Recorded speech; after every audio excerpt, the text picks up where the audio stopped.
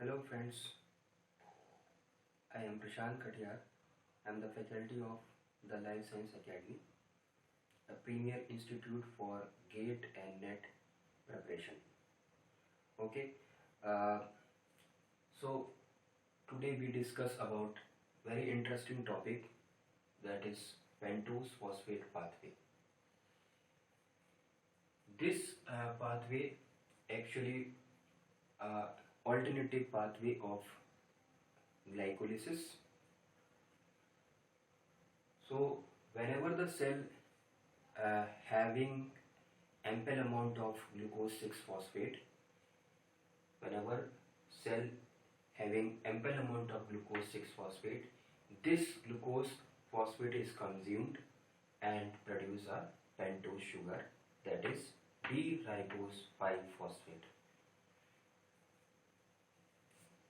So what are the two what are the factors on which this pathway is dependent? First factor is presence of NADP concentration higher in cytosol, and reversibly the automatically NADPH concentration is lowered in this cytosolic compartment. That means this pathway is actually uh, localized in, or you can say run in, cytosolic compartment of the cell. Okay, so when we go through this scheme to generate this pentose sugar,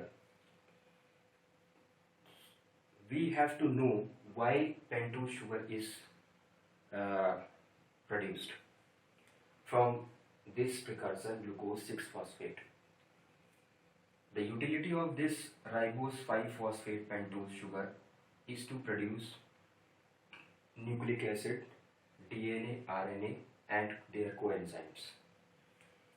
But when we go through this general scheme, we observe that this glucose 6 phosphate produces different kind of derivatives up to the D-ribose 5 phosphate.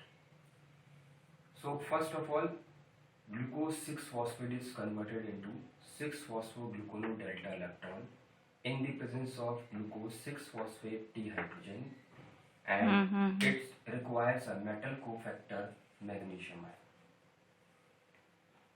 To maintain its activity, its cytosolic compartment contain higher level of this NADP concentration, that is the oxidizing agent, which is converted into reducing agent.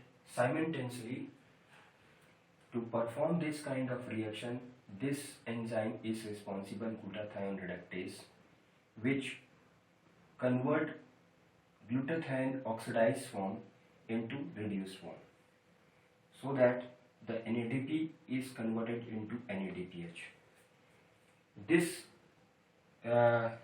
reaction is reversible, means it moves in forward as well as backward direction, and glucose 6 phosphate is producing this pentose sugar. So glucose 6 phosphate this reaction is moving towards forward direction and produce 6-phosphogluconate delta lactone. After that, this is the first product of glucose 6 phosphate, and 6-phosphogluconate delta lactone again produces a new compound 6-phosphogluconate in the presence of lactonase, metal cofactor magnesium, and this reaction is hydration because 1 mole of H2O is reacting with this compound 6-phosphogluconate delta lactone and produce a new compound 6-phosphogluconate. Okay. After that, 6-phosphogluconate losing 1 mole of carbon in the form of CO2 in the presence of magnesium ion, and here 1 phosphogluconate dehydrogenase is enzyme is involved, and 1 mole of NADP is again converted into NADPH to produce this compound D form of ribulose 5-phosphate, which is automatically or interconvertible into D-ribose 5-phosphate. Both are 5 carbon compound sugar. Okay. This ultimate 5 carbon D-ribose 5-phosphate again produces a PRPP, which is an actual precursor, and its full form is phosphoribosyl pyrophosphate, which consumes 1 mole of ATP and produces ADP inorganic phosphate along with PRPP. Okay, this PRPP is actual precursor of nucleotide, coenzymes, DNA, RNA and protein synthesis. But here we observe that this whole reaction is actually occur in this oxidative phase. Okay, so whenever the cell having ample amount of energy in this form, it produces their molecular component, and it means it uses this glucose 6-phosphate in the form of energy to produce these molecular components. After consuming whole energy, again this D-ribulose 5-phosphate compound is again converted into glucose 6-phosphate by following non-oxidative phase, or it is also called reductive phase.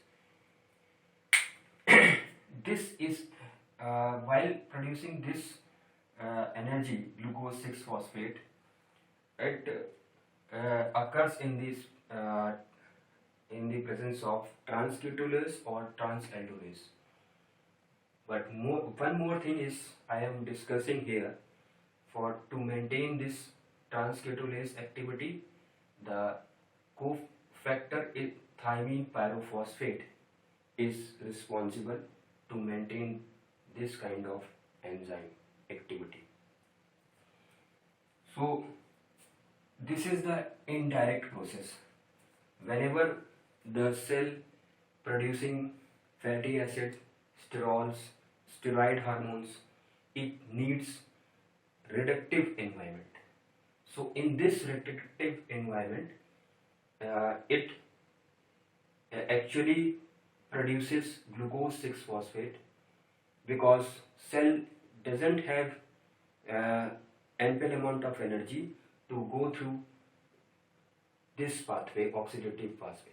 Now it again gaining some energy from this sugar and produces ultimate end product, glucose 6-phosphate. Between this phase, between these two compounds, there is number of sugar derivatives also involved here to produce glucose 6-phosphate. We will discuss this thing in next slide. And looking towards we are concentrating on this phase, oxidative phase, so we can generate overall reaction from this reaction also. So how can we do that? This overall reaction you can write here like that. First of all, the main parent compound is glucose 6-phosphate.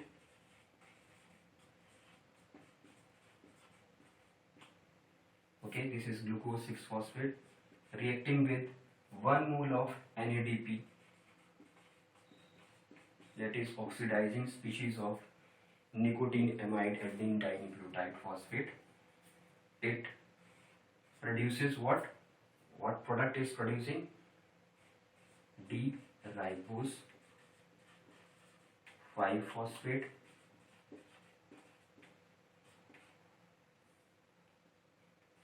NADP H, 1 mole of CO2 and 2 proton ions. But seriously we look about this thing कि here in first reaction 1 mole of NADP is consumed and third reaction 1 mole of NADP is consumed. So we write here 2 moles of NADP is actually reacting with this glucose 6-phosphate and 2 moles of NADP each is produced. This is the overall reaction of oxidative phase while producing pentose. Okay. So in next slide we discuss about their regulation, how we regulate this phase and oxidative phase and where it is actually run. Okay. So thank you.